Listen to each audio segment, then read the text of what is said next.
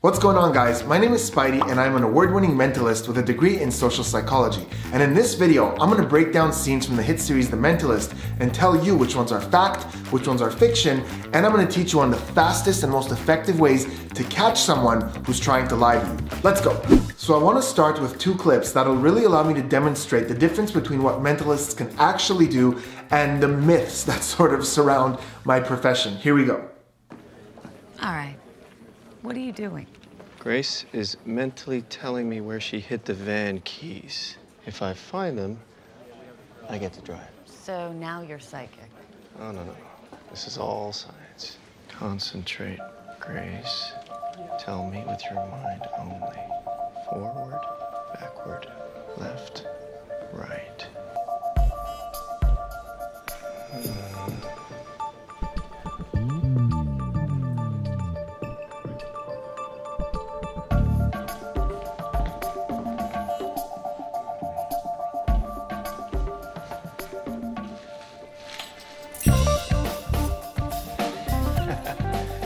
He's got shotgun. Can we go now? Wow, I love that scene. What a great way to start one of the episodes. So the mentalist, Patrick Jane, is in the middle of the office holding one of the agents by the wrist, and he's having her focus on where she hid the keys, and just by moving around with her, he figures out where the keys are. This is one of the scenes where so many people have told me, like, no way, there's no way he can do that. It's just Hollywood. Actually, this is one of the scenes that is very, very close to reality. There is a technique that mentalists use called muscle reading. It's based on ideomotor actions. Basically, when you're thinking of something, you make subtle movements, and we can use those movements to do pretty cool things. When you ask the spectator to relax the wrist and you hold them from the wrist, as he moves around with her, her hand tenses up to indicate the area that she's focusing on, which is where the key is. Now, it doesn't always look exactly that direct and clean to where he's in the middle of the room. Typically, we take the person by the wrist and we walk around the room with them. And there's a lot of mentalists who are really, really good at zeroing in on the location of an object. The reason it's not very mainstream and a lot of mentalists don't do it is because there are techniques that are a lot easier, a lot more direct to do that'll accomplish the same thing. So it's not a very widely practiced method, but it's certainly something that is possible. Hello, Travis. You don't know me, but my name is Patrick Jane. I'm a friend. I know you're in a little trouble right now, and I want to offer you some peace of mind. But I don't know what peace of mind means to you. It's different for everyone. For instance, I like riding horses. But would horses make you happy? I don't know. Why wouldn't horses make you happy? Go round and round in your mind until you're sure. Then go to that place where you know you are happy. Then give me a call. You have my number.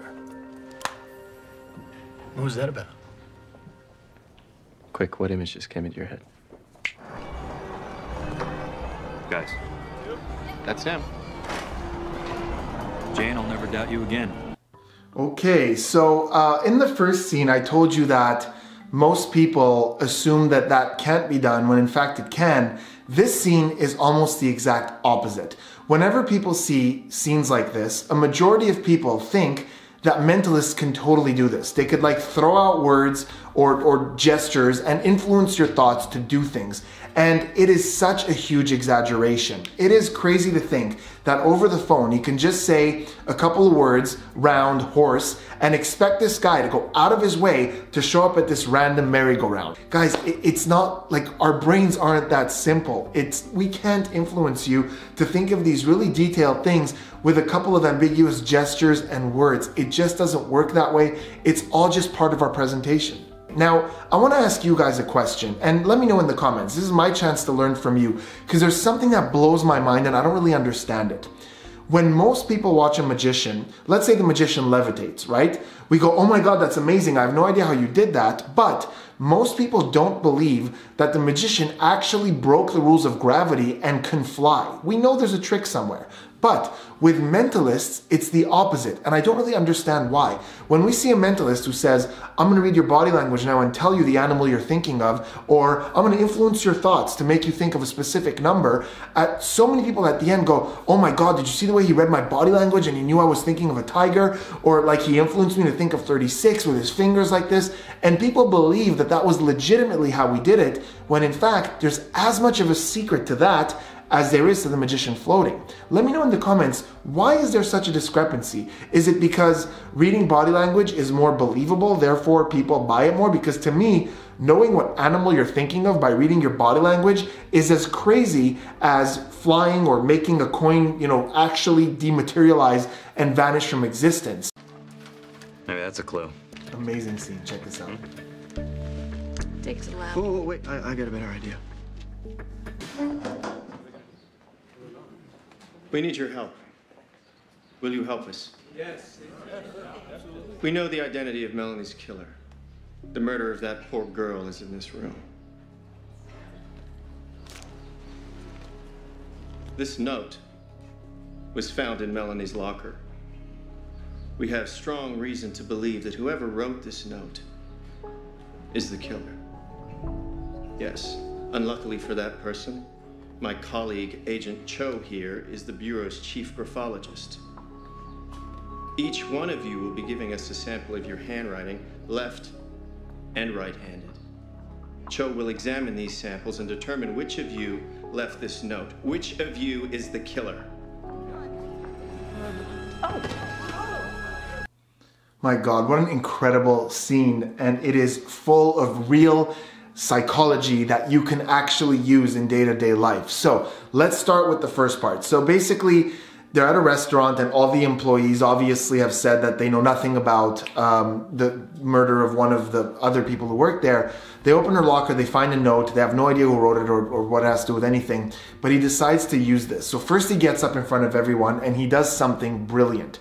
Notice, and you can go back to see this, he starts by saying, we need your help, will you help us? And he waits for them to say yes. He doesn't say, I hope you'll help us. He says, will you help us? And they say yes. This is pretty much considered to be the best book in the world on the subject of persuasion. It's written by the king of persuasion, Robert Cialdini, and in his book Influence, he talks about the pillars of persuasion. And one of them is commitment and consistency. And he says in the book that a lot of studies have shown that if you ask someone something and have them give you an answer, they're a lot more committed to that standpoint and will see it through rather than if you just tell them something. So by saying, will you help us? And they say yes, they are committing to actually help him. I'll leave a link in the description for that book, but it's got great persuasion tips like that. But the real cool thing is what he does next. So obviously everyone is lying to a degree because they're all saying they don't know anything.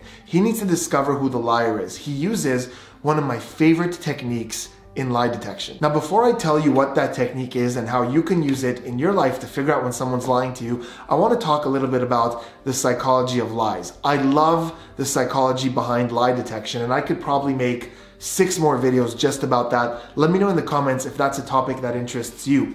But I believe that lie detection is one of the most misunderstood areas of psychology in the world. So many people believe that there are these symptoms when someone lies. Like, oh, he looked away, or he closed his eyes, or he's biting his nails, or he's standing like this, or he's sitting like that. That must mean he's lying. That's how you know when someone's lying. In fact, there isn't a single way to know when someone is lying. There are experts on this planet at detecting deception, and they work at the highest levels of CIA and FBI as interrogators, but even they will tell you there isn't a single symptom that people do when they're lying. It's all like a smile. If you see someone genuinely smiling, there's only one reason: they're happy. That's it. There isn't anything like that for lies. So detecting lies is more of an art and less of a science. But there is a workaround on this generalization. There is a way to know if someone's lying if you know for a fact that what they're saying isn't true. I know it sounds like a definition, but think about it. If I can get you to say that the sky is green, I know you're lying.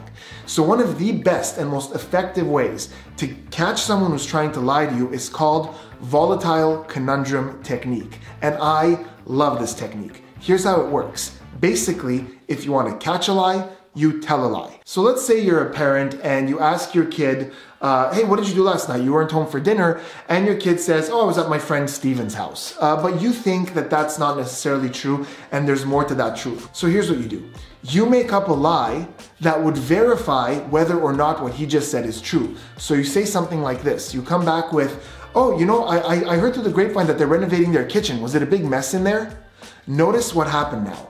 He is stuck. This is why it's called volatile conundrum, because you are putting him in a difficult situation now where if he was telling the truth, he was at Steven's house, he would say, no, what are you talking about? They're not renovating the kitchen. And you could say something like, oh, I guess I misheard. And that's it. Brush it off, move on with the conversation. But if he wasn't there, well, what is he supposed to do now? He could say, oh, yeah, it was a total mess in there. And now you know he's lying because you made up this renovations thing.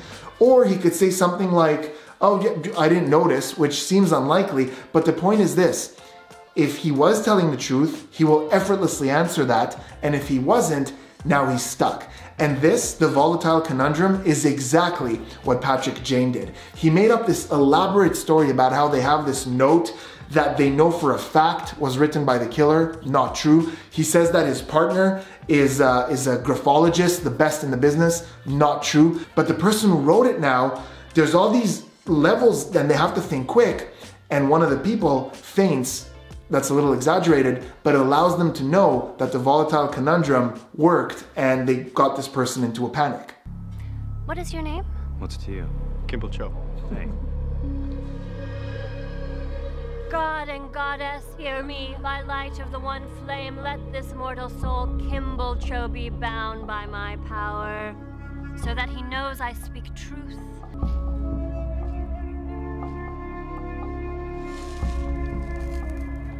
Sententia separate vos unis, I am non unis. Okay, what a great scene. So this is in one of the earlier episodes, and it's sort of a chance for us, the viewers, to become mentalists a little bit. And without them saying stuff to us about his past, it allows us to gain insight into his past, which is later confirmed. So there's this ritual and there's this witch who's doing this ritual, and his partner is next to him. He's nervous. He doesn't want to say his name. But Patrick Jane, if you look at him, he's laughing and he's smiling and he's kind of looking at it. If you look at his face, the way we watch like a magic show or a rock concert or something like that. And when she grabs the flame to light the doll, his partner is like scared and like, whoa, what was that? But Patrick is just laughing and he's like enjoying the show. That's because he immediately recognized that the doll is made of this. This is flash paper. It is a chemically treated paper that when you touch a flame to it, it bursts into fire and it disappears. And he immediately recognized that because flash paper is used by magicians, and most mentalists started with magic tricks and then evolved into mentalism. So this scene is telling us that he has a background in magic, obviously like most mentalists, that he doesn't believe in witchcraft or the supernatural. So it gives us a lot of insight without telling us anything about his character. Okay, now before we watch this next and final scene, I want you to watch it really carefully and try to figure out how much of what's happening you think is real and how much of it you think is made up. Here we go. Blackjack. Oh, yeah. Keep squeezing them, baby. Make them squeal. Come on, ladies. Woo! Mr. Jane, may I have a word with you? Just a minute. Jane? I'm on a streak. Yes, you are, and we're really wondering what your secret is. There's no secret. I'm memorizing the cards. In my mind, I've made every card in the deck into a vivid character. Jack of Hearts, a ballet dancer with devil's horns. Two of Diamonds, duck smoking a cigar, like that. Why duck? Doesn't matter. Every card is a living thing. Every position in the deck is a location in my memory palace. Okay, what's a memory palace? It's a place that is so clear in your mind that you can walk all around it in your head. Everybody's palace is different. Has to be big and detailed and vivid. My palace is a Midwest carnival circuit I used to travel with my father. Okay, so just based on intuition, what do you guys think? Do you think that that is possible? What he just said, is that real? What he did at the casino, can that be done? Because here's what I'm gonna do right now. I'm gonna give you guys part of the answer, and then I'm gonna let you guys figure out something else and see how many of you can get it. So here's a part of the answer I'm going to give you. The second thing he talks about when they're at the bar is 100% real, 100%. It's not even one of those things that they exaggerate a little bit. He also explained it almost perfectly. The memory palace, also known as the method of LOCI, was said to be invented by a Greek poet by the name of Simonides, who basically said that he could memorize a lot of things based on creating a mental location. And a lot of memory experts and mentalists use it. And it's exactly what he said. Let's say you're doing cards or items, doesn't matter what it is, every single one has a image that means something to the memory expert, and they have a location where they put these things. So it allows them to not only remember a list of items, but the exact order as well. Now, that being said, despite the fact that he described it perfectly, despite the fact that it's a real thing, that you guys can go look it up and you could see tons of people demonstrating a memory palace, there's a giant error in the scene we just saw. And you guys can go back and watch it. And in the comments, let me know what you think it is. Or you could say, I give up, I have no idea. But there's something really incorrect about something that we just saw in that scene. Let me know in the comments if you know what it is, and in the next video I will pick up right here and tell you what it is about that just doesn't make sense. Thanks for watching, guys. Can't wait to see you then.